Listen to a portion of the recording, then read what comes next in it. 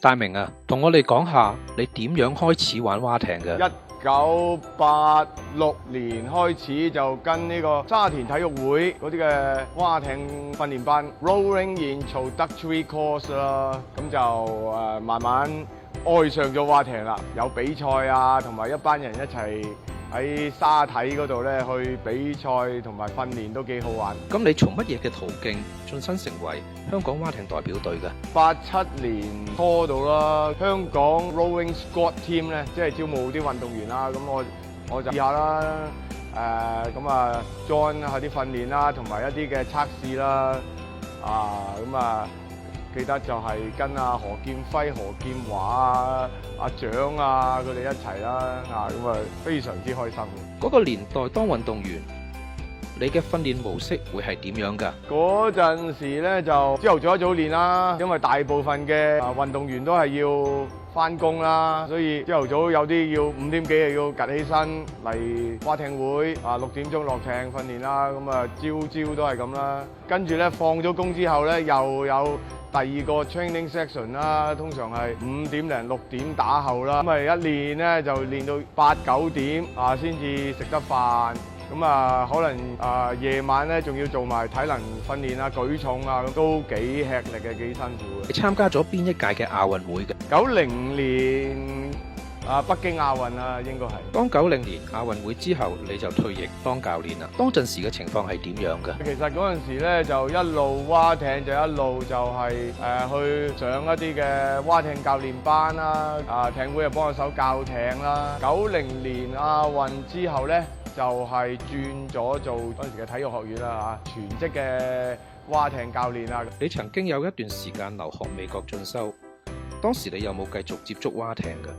我曾經咧就喺美國啦，都繼續有玩蛙艇嘅，甚至教一啲嘅小學生啦，喺一個好大嘅湖啊，長度有成6公里咁長嘅一個湖嗰度咧，咁啊教啲小學生爬艇啊，甚至咧係同啲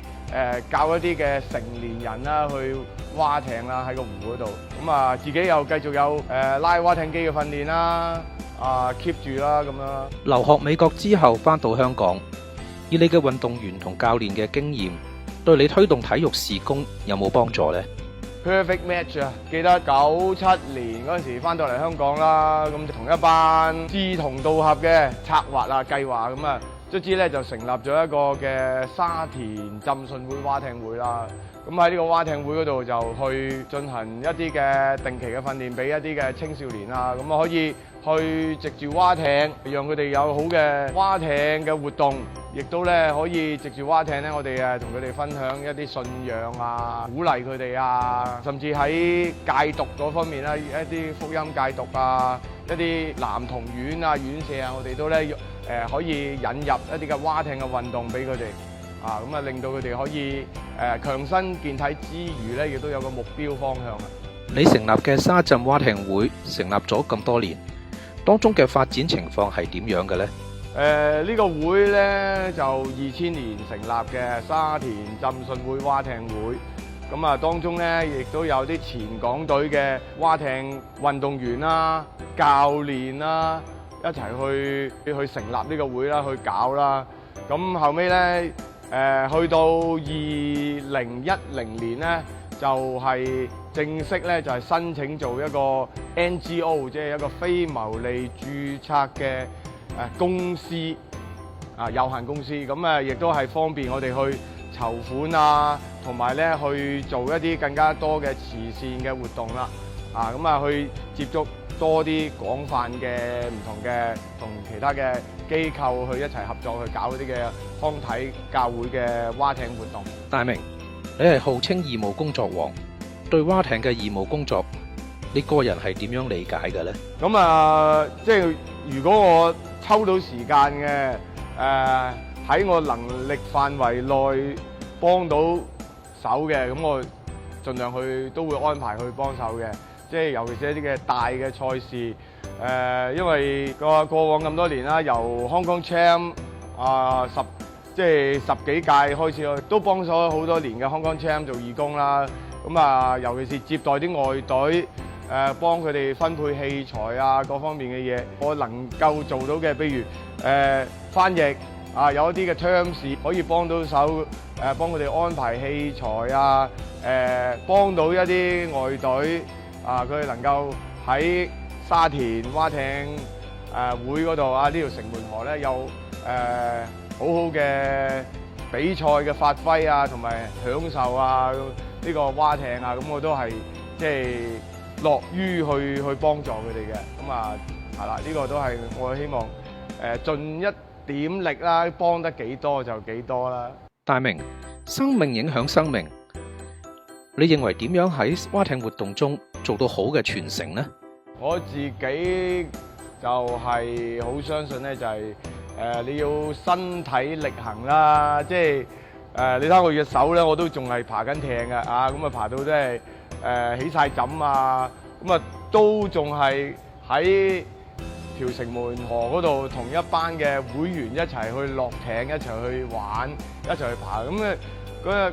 即係喺當中咧就去提點佢哋啊 technical 嘅嘢啊，或者係鼓勵佢哋啊唔好放棄啊，又點樣去即係面對風浪啊，咁呢啲就係即係有時係你要同佢一齊經歷啦，同埋咧就係有一個身體力行啦，同埋有個好好嘅見證啦。有啲教練可以係喺個單車徑度coaching 都得嘅，咁但係我自己咧就好相信咧就係我同佢一齊去參與，一齊去經歷，一齊去流汗啊，一齊去開心，一齊去贏好輸好咁啊！呢個咧一個整個嘅過程咧，咁就可以俾我同啲運動員咧可以更加有深刻嗰個嘅 impact。另外咧就係佢哋睇到，咦，我會點樣睇勝負觀啊？咦，我會點樣面對風浪啊？咁佢亦都會從中去學習，就唔會淨係聽我喺度齋噏，仲可以爬得嘅，我都會盡量落去一齊玩嘅。大明，如果要你閉起雙眼，沙田蛙艇中心會俾你最難忘嘅影像係啲乜嘢？最難忘嘅都係，梗係我同我老婆結婚喺蛙艇城門河嗰度蛙艇結婚嗰幕㗎啦。咁啊，即係03年啊，係啦，咁啊，同我老婆喺舊蛙艇會就爬隻呢個礁艇啊 J4，咁咧就一行幾十條艇咧一齊咁樣浩浩蕩蕩咧就係結婚又爬艇，由舊艇會就爬到去新艇會，跟住就喺新艇會搞咗個 reception 啊，有個 celebration 嘅 wedding 嘅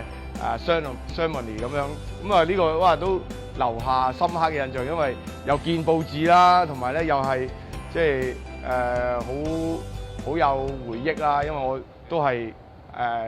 喺蛙艇嗰度識得我老婆嘅，咁所以就係我諗眯埋眼咧都係哇着晒西裝啊婚紗咁樣去喺城門河嗰度進行呢個婚禮都幾特別。